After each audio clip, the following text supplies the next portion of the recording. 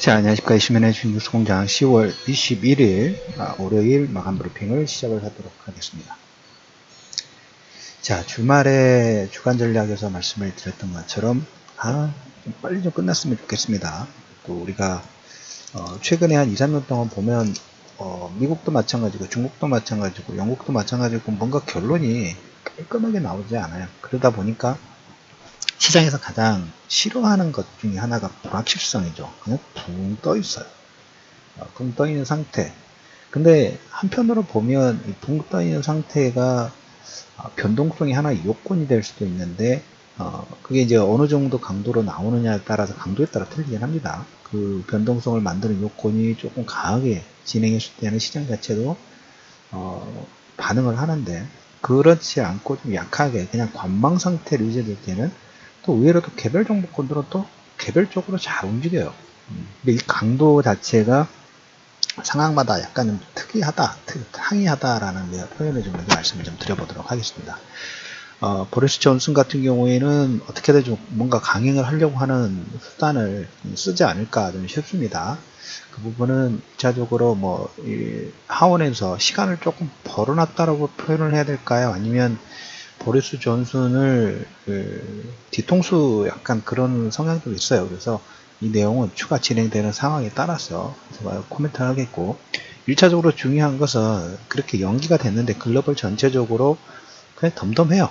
별로 참 금방 끝내지, 아직도 못 끝내나 이런 느낌들이 있죠. 그래서 코스피 같은 경우는 2060, 코스닥 같은 경우는 0.3% 그 650포인트하고 코스피 같은 경우는 2070은 약간 부족한 상태에서 그래도 니케이도 마찬가지고 상해종합지수 플러스권으로 진행이 되면서 브렉시트에 별로 연연하지 않는 모습이 첫 번째 진행이 되고 있다는 것을 말씀을 좀 드려보도록 하겠고, 지금 이제 이번 달 같은 경우, 이번 주 같은 경우는 브렉시트 관련된 내용도 중요합니다만은 각 개별 기업들의 실적이라고 말씀을 좀 드렸죠. 그리고 22일부터 MWC가 시작이 되면서 MWC는 예전보다 그래도 많이 연초에 있는 1월달 그리고 3월달에 있는 IT 박람회가 그래도 가장 1년 중에 가장 핫한 부분이긴 합니다만은, 일단 MWC가 진행이 되고 여러 기업들의 실적 부분들이 있다고 말씀을 좀 드렸죠. 자, 이제 오늘 한국이 10월달 9월달부터 20일까지 10월달에 수출입 동향 부분들이 일차적으로 나오는데, 반도체는 전체적인 규모 자체가 최근에 디램 가격 부분들 보면 아시겠습니다만은 디램 관련된 부분들 하나의 상징적인 흐름이라고 할까요? 하나의 이미지 컷으로 최근에 10월달 한번 꼽는다 하면 중국에 있는 중국의 매체도 보면 삼성전자에 대해서 박수갈채 부분들을 좀 보였어요. 그리고 경제총리가 삼성전자를 방문하는 이런 모습들이 좀 보이곤 했습니다. 9월달에 ICT 수출입이 8조 원 정도 흑자가 됐습니다. 근데 메모리 쪽하고 LCD 쪽은 감소가 됐고, 반대로 시스템 반도체하고 OLED 쪽은 상승을 했어요. LCD는 한 2년 전부터 얘기를 드렸던 것처럼 이미 우리나라 시장에서는 스탑이 됐다고 말씀을 드렸어요. 경쟁력 자체가 중국하고 물량 부분에서, 그 다음에 가격 부분에서 경쟁이 되지 않아요. 그래서 최근에 삼성전자가 디스플레이 쪽 투자 부분들을 결정을 하면서 LCD 쪽, 제 기억으로 1년 반 전인가요? 그쪽 관련 장비 부분들을 중고 장비를 판매를 했던 케이스들이 있어요. 이미 그 시점부터 이미 LCD 쪽은 우리나라하고 거리가 멀어요. 근데 메모리 쪽은 아시다시피 이제 작년 D램 가격의 하락 부분들이 계속 되다가 지금은 이제 하반 경기 부분들이 지금 진행이 좀 되고 있죠. 그래서 반에서 보셔야 될 것은 시스템 반도체 쪽하고 OLED 쪽이 상승을 하면서 9월달 ICT 수출입 8조 원 정도 흑자가 진행이 좀 됐다라는 부분들을 첫 번째로 좀 체크해 두실 필요가 있고, 지금 우리가 이제 조금 전에 개별 종목군들의 실적이라든지 모멘텀에 따라서 주가가 출렁거린다고 말씀을 드렸어요. 최근에 정부 측에서도 보면 바이오 종목군들이 워낙 급등락 부분들 하다 보니까 뭐랄까 예비 경고라 그럴까요? 주의보를 한번 날렸죠. 주의보를 발표를 좀 했습니다. 그래서 지금 바이오 제약품 같은 경우는 기술, 향후의 기술이 어떻다 이런 것보다는 실질적으로 레코드, 임상 데이터가 있느냐 아니면 FDA에서 어떤 내용 부분들을 진행하느냐, 이게 어떻게 보면 가장 핵심적인 키워드예요. 왜? 아시다시피 올 뭐 1분기, 2분기, 뭐 3분기까지 개별 종목군들, 특히 바이오 쪽 같은 경우에는 기술에 대한 기대감 부분들이 있었는데, 그 실질적인 기술의 데이터 자체가 오픈이 되면서, 아니면 오픈이 좌절이 되면서 종목군들이 급등락이 최소 뭐 100%, 50% 반토막 이상의 흐름 부분이 나왔던 종목군들이 상당히 좀 많았죠. 그러다 보니까 오늘 이제 HLB는 상한가를 갔습니다. 상한가를 진행이 됐는데, 최근에 상승세를 이끌었던 내용 자체가 그 임상 결과에 따라서 FDA의 사전 미팅이라고 할까요? 사전 미팅이 24일 날 결정이 좀 진행될 예정인 것 같아요. 그래서 리보세랍이라는 그 글로벌 임상 3상을 성공적으로 마치고 나서 이제 그 프리미팅 부분들을 진행하다 보니까 이쪽은 데이터로 레코드를 찍었죠. 레코드를 찍었기 때문에 종목군의 상승 부분들이 좀 진행이 되고 있다. 현재 장세 특징하고 상당히 비슷한 것 같아요. 그래서 오늘 시장 전체적으로 보더라도 수급도 그냥 관망세라고 할까요?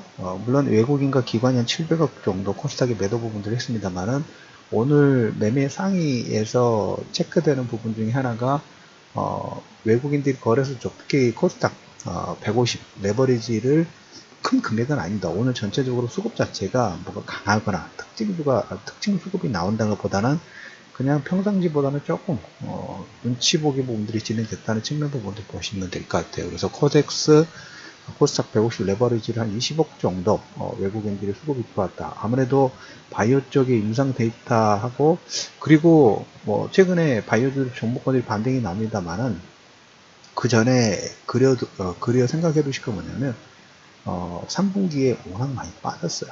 아시다시피 수급상 공백 부분들로 신용이 털리면서, 신용에 뭐 자주 말씀드립니다만은 10,000원 정도 브레이크가 걸려야 되는데, 그냥 여기저기 투매가 나오다 보니까 6,000원, 7,000원대까지 급락이 나오는, 어떻게 보면 기본적으로 이 정도 선에도 브레이크가 들려야 되는데 뭐 3, 40%더 추가적으로 하락 부분이 나오다 보니까 거기에 대한 반사 반등 부분들이 진행되고 있다는 측면 부분들 보시고, 여기에 플러스 알파로 개별적으로 임상 데이터의 레코드가 찍히는 종목군들이 더 상승 각도 부분들을 키우는, 어떻게 보면 출렁거렸던 바이오 종목군들의 옥석가리기가 계속 진행되고 있다는 측면 부분들을 보시면 될 것 같습니다. 그리고 뭐 홍콩 관련된 부분들은 계속 시끄럽습니다. 법령금지법 반대 불구하고 계속 지금 뭐 축소가 되는다는 의미보다 더 확대가 되고 있어요.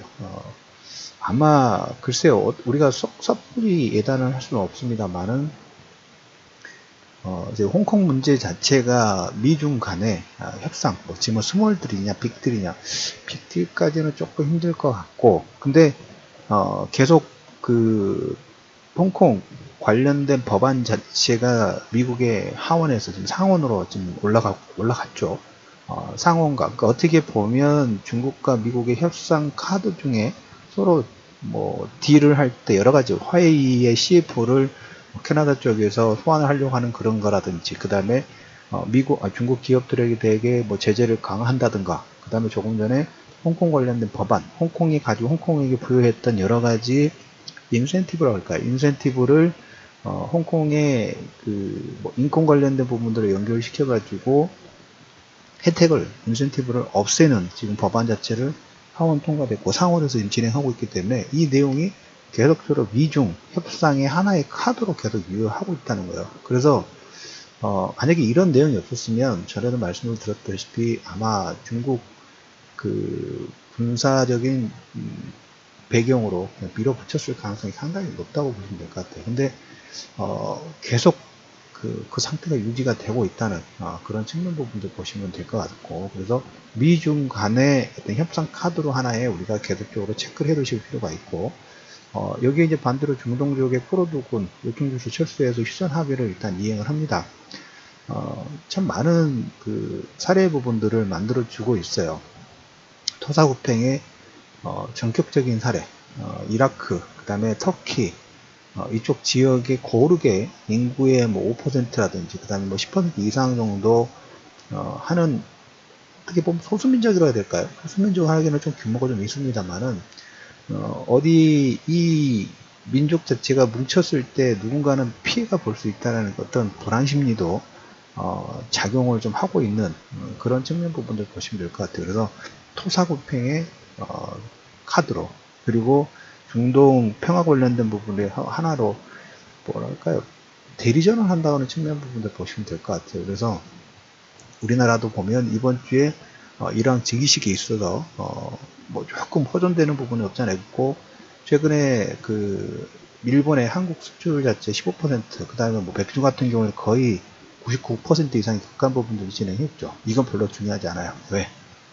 쿠르드족의 사례 부분들 보면서 지금 중국 같은 경우에는 시진핑이 일당 독재라는 독재 장기 집권 부분도 이미 진행이 좀 되고 있죠. 아베노믹스도 이미 지금 장기 집권 부분들을 진행하고 있고, 그러는 사이에 점차적으로 뭔가 다른 흐름 부분도, 특히 전쟁 관련법 그 예의주시해야 된다고 말씀을 좀 드렸죠. 그 부분에 전혀 움직이지 않고 있어요. 그래서 뭐 대미 수출이 중요한 게 아니라 이 전쟁 헌법 관련된 부분들이 더 중요한 키워드다라는 부분도 다시 한번 말씀을 좀 드려보도록 하겠고, 회사 자체를 찍는 현대 엘리베이터, 만도가 전기차 운전대 수출, 그리고 지금 멧돼지에서 SF 바이러스 총 11마리째 이런 내용들이 있습니다. 그래서 오늘 수급 부분에서는 코스닥 쪽 외국인들이 20억 정도 코스닥 레버리지를 접근했다라는 측면 부분들 하고, 두 번째 개별 종목군 HLB의 상한가 개별 움직임이라고 보시면 될 것 같습니다. 그래서 현재 브렉시트 관련된 부분들하고 이번 주는 계속적으로 개별 기업들의 실적들이 계속 발표가 된다는 측면 부분들을 관심을 주실 필요가 있다는 측면 말씀을 드리면서 10월 21일 이슈맨의 주식 뉴스 공장 마감 브리핑을 마무리하도록 하겠습니다.